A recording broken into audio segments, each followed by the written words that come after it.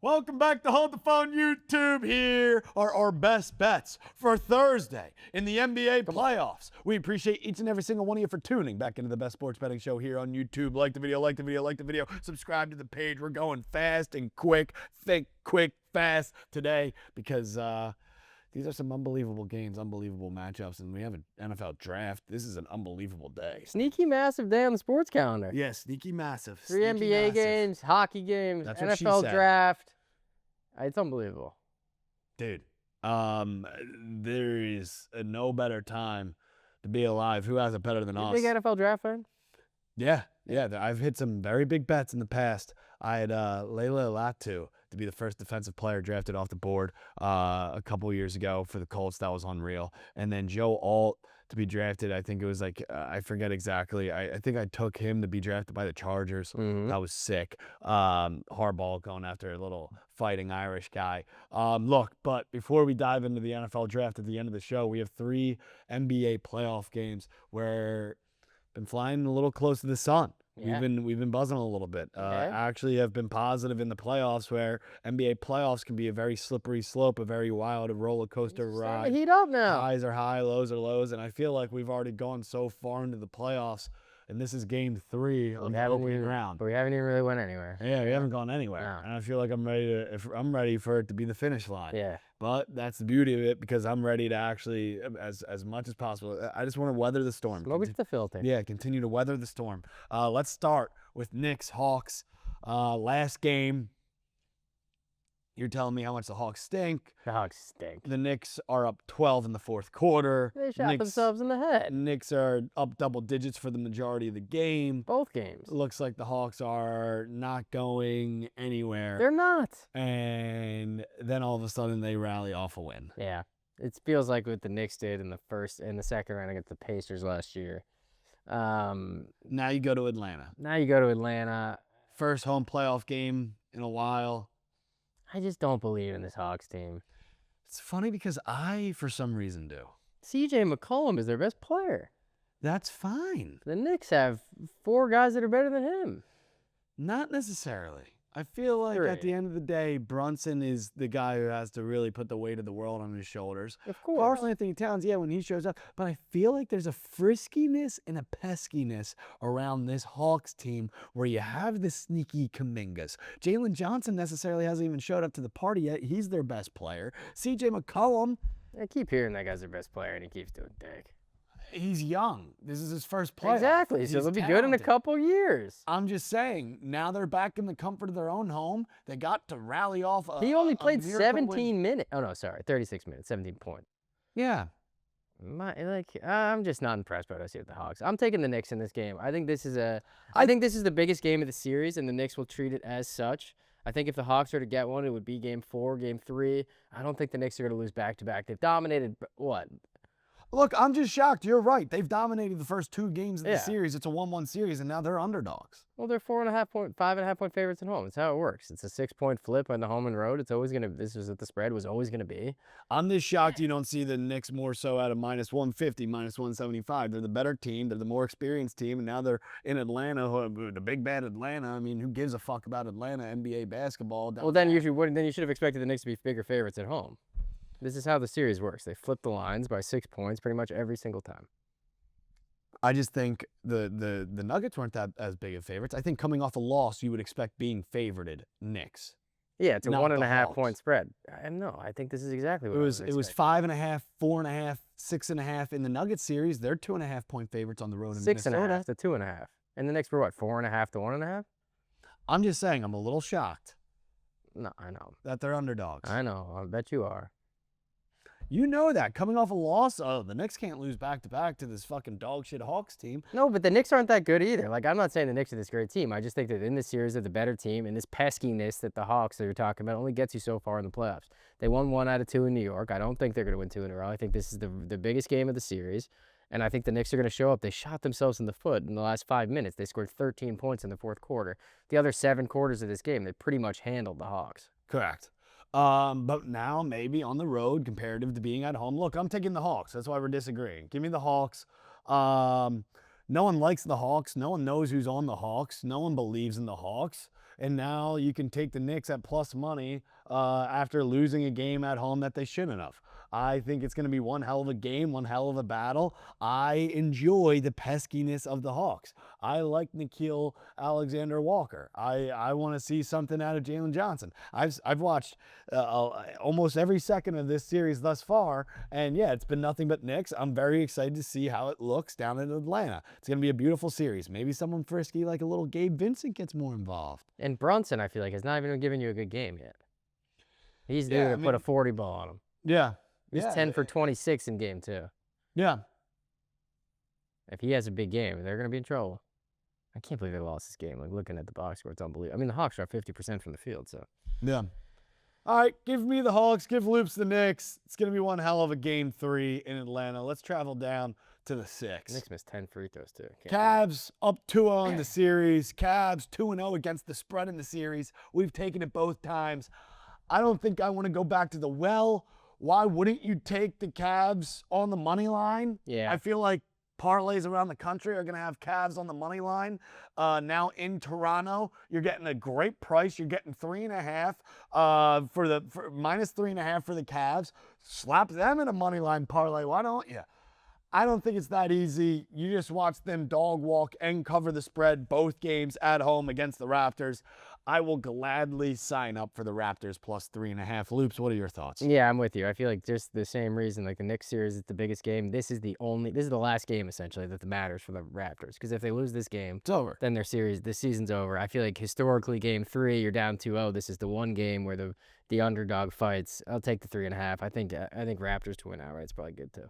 Yeah, because you just know, like I said, you're getting a nice little price for the Cavs on the money line in a parlay piece, and now you turn around. They just won 2 in a row. Look, we took the Cavs on the favorites on the spread. We took the Cavs on the spread both game 1 and game 2.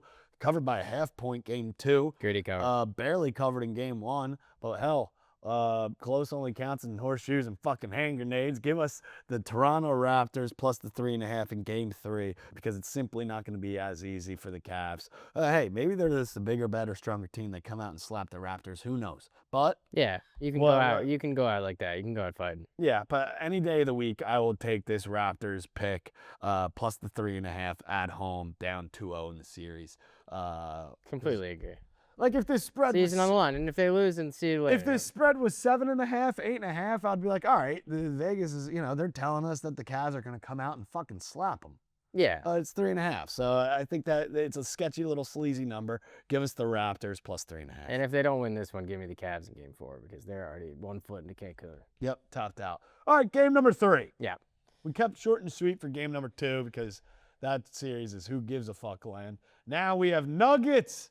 T-Wolves, 1-1 series, similar to how that Hawks and Knicks series has been. I feel like the Nuggets at home dominated the majority of this game 1 and game 2. Game 2 was a little bit... No, game 2 was tight. Game 2 was a little bit tighter. Yeah. I mean, Nuggets were really coasting in the second half the entire game of game 1. And then I feel like game 2 was back and forth. I mean, I was...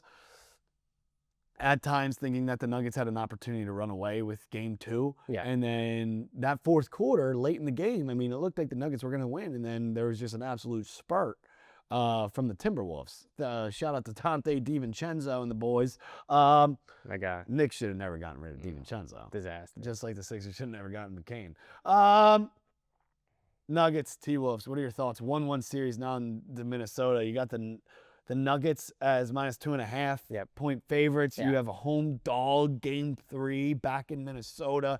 This is a rivalry like none other. A rubber match back in 2023. The Wolves advanced back in 2024. The Nuggets advanced. However it's been, this is the third go around between these two ball clubs. And now we have one of the biggest games of the playoffs in round 1. You could probably say this is the biggest one because this is the best series, you could say. 1-1 T-Wolves Nuggets. It's a shame that this is a first round match. Yeah, I think in terms of quality, this is by far the best matchup of the playoffs. I think it's a little tighter than Vegas maybe has let it on to be. Like Nuggets 7.5 point favorites.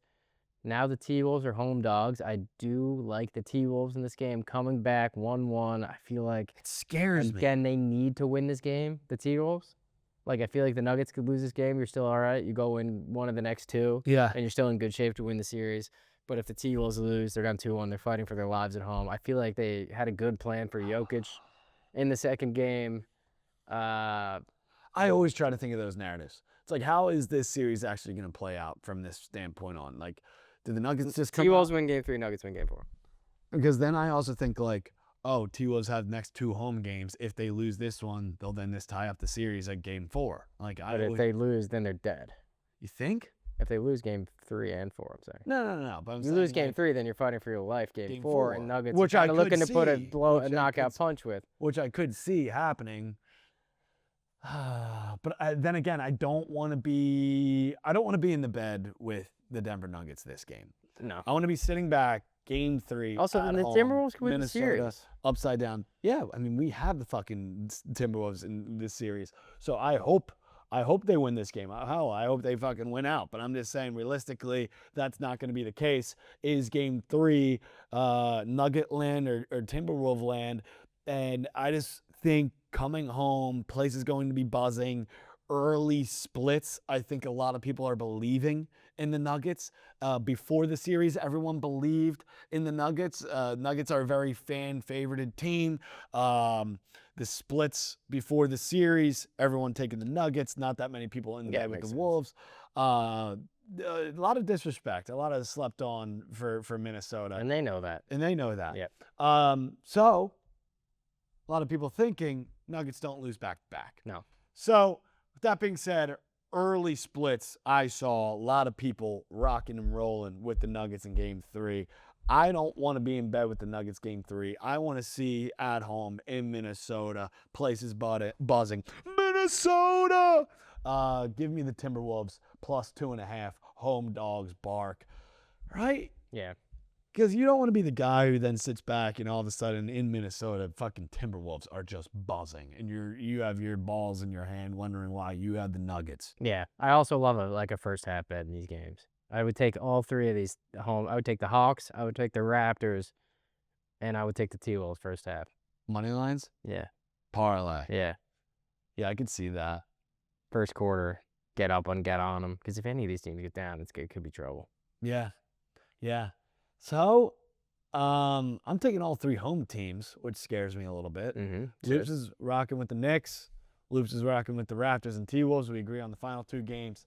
So give us the Timberwolves plus 2.5 in the final game Thursday night in the NBA playoffs. And something else is going on this Thursday evening. NFL draft. NFL draft out in Pittsburgh, the Steel City. We got a couple props dialed up. BetMGM, we got a lot of props for the NFL draft. This is the time of year where you can maybe get a little inside edge, you know? Edge. Because people out there know stuff about this. They do. I remember one year I had I've had someone on the inside who knew that Joey Bosa was going to get picked to the Chargers. I've had some buddies with different, my friend's uncle is That's what you need. If anybody out there's got any uncles that work for any of these teams, give us a call. Yeah. Also, Baker Mayfield, when he went with number 1, it was like plus 300 the day of. And I had that. I forget how. I had a rat inside. All right, first bet I really like. Yeah, what's your first bet? NFL draft. And I know everybody's betting this, but over under 1.5 quarterbacks taken in the first round. I just don't know how this doesn't go over. You have 1 guaranteed, and then you get to sit back for 31 picks, and all you need is 1 team to make a move to hop in. They're just going to let all these quarterbacks slide, like even last year when you didn't expect to have 2. Jackson Dart gets picked 25th. Even if someone slips, like Ty Simpson, it sounds like, I just feel like the heat gets hot with these quarterbacks, and teams get scared to miss on them, especially in the later rounds. I like it. It scares me, but I like it. You get 31 picks. Because I've also seen in the past quarterbacks also float. I know, but I'm trying to find the last year where there was only 1. This year. You can't even find it? No. That's how long it's been? I think it was 2022. Kenny Pickett was the only quarterback taken in the first round. Is that right? Come on. Yeah. And then Desmond Ridder, 3rd round, 74. Yeah, I think the prediction markets too have this way higher than minus 200. I think minus 200 over BetMGM is a great bet, and I think it's coming home easy. Well, there you have it. Yeah. Over 1.5 quarterbacks in the first round in the NFL draft to be taken. You're taking Minus the 200. You over. got to lay a little juice, but. You're taking the over. Mm-hmm. Gosh, minus 200. Yeah. That almost like gets me a little aroused to take the under. I'm telling you, on these other markets, it's like 80%, 75%. Worries me a little bit, but I'm very excited now to see. Mm-hmm. You know, this brings a little bit more of a flame, Mm-hmm. a little bit more of a spark, a little bit more of an energy. Makes it mean a little bit more. Yeah, exactly. This first I mean, round. you have one already home after the Correct. first pick. Then you got 2 hours to sit back and hope somebody trades up, put their chips in, go take Ty Simpson. Ty Simpson. It would be the Cardinals, I believe. Yeah, he's their favorite to take him. What pick do they have? Do you know? I think they have. Well, they have 3. 3. But then I think people are thinking that they're going to move. They're going to either trade back or trade up. I mean, one of the 3 picks, Arizona. Please, just fucking take Ty Simpson. Yeah. All right, what's your next bet, Loops? Number 2 in the draft, David Bailey, which is plus 100. Everything I'm reading, everything I'm hearing tells me this is a lock. Plus 100 lock. Yeah, edge rusher out of Texas Tech. He's going number 2 to the Jets. Yeah, I've seen some stuff about this kid, and he's a freak. Yeah. What What else are the Jets going to take? Yeah. Yeah. Yeah. Maybe they should take Ty Simpson. That'd be great. Rattle up the draft a little bit. That'd be great. We'd split bets right off the bat, 1-2. Then we'd have to get back in. All right, David Bailey. Welcome to the New York Jets. Loops, One more. what's your third bet? Third bet, number 3 overall, plus Give me- 155. Give me a horsecock lock for the NFL draft. Jeremiyah Love, number 3. The Cardinals have 3. I think a lot of people are saying that they might deal back. Someone's going to trade up. Jeremiyah Love not going to get past the 3rd pick. Isn't he supposed to go to the Titans? They have 4. So you think the Cardinals, this could be one of the great calls of all time. You think the Cardinals are going to trade back? back. Someone's to going the to hike the Titans. Titans. Oh, Get him. come on. Mm. Or what if the Titans Sure. Swap? swap? Like the Bears did? Titans go 3, Cardinals go 4 for no fucking reason. They take Ty Simpson 4. We win them all. Just for fun. Yeah. So Jeremiyah Love to be the 3rd overall pick. Mm-hmm. Which, by the way, why would you ever take a running back number 3 overall? It just seems so silly. Insane. But hey, teams love doing it, and this guy's sexy. He is sexy. Yeah. I'm not going to discredit his schedule or discredit him, just running all over these fucking Ivy League schools over there at Notre Dame. But, I mean, Jeremiyah Love, he's definitely the sexiest one out of them all when it comes to running backs. Luke, who do you want? Packers draft. You have any idea? I was looked at it's either an offensive lineman or a quarterback or an edge, cornerback or an edge rusher, and I thought that makes sense.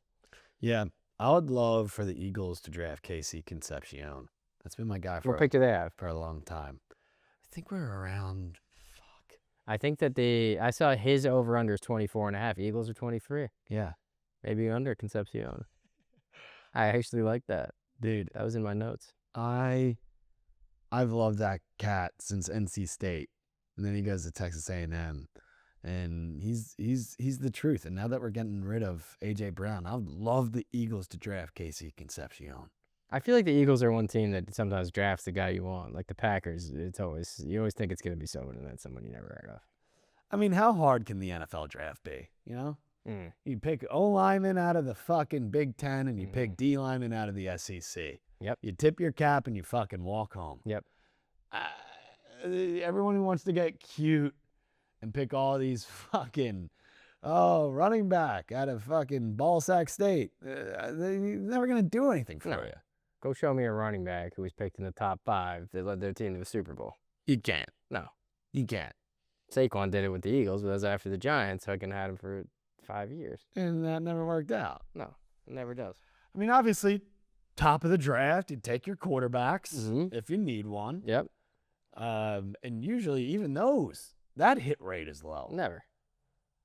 Yeah. So you can those gems in the first round, the skill position gems. I feel like usually, second, third, fourth round. I just feel like it's insane to, if you have a top 10 pick, if you're drafting a running back. Yeah, sometimes a wide receiver. If there's Or like no a tight and there's a end. couple wide receivers. Or that like- high on- that are No, high yeah, receivers. wide receiver, sure, but like a tight end, Yeah, they better be good. they better be fucking unbelievable. Yeah. Or a safety. Yeah, Show me a safety who's ever led their team to a fucking Super Bowl. I feel like there's probably lettuce. Yeah. Earl Thomas. All right. Well, that will do it, folks. 3 NBA picks, 3 NFL draft picks. Who has it better than us? Could be 6-0. Could be 6-0. I mean, this hot seat for the fucking quarterbacks is going to be something. We appreciate each and every single one of you, and we'll see you on the other side.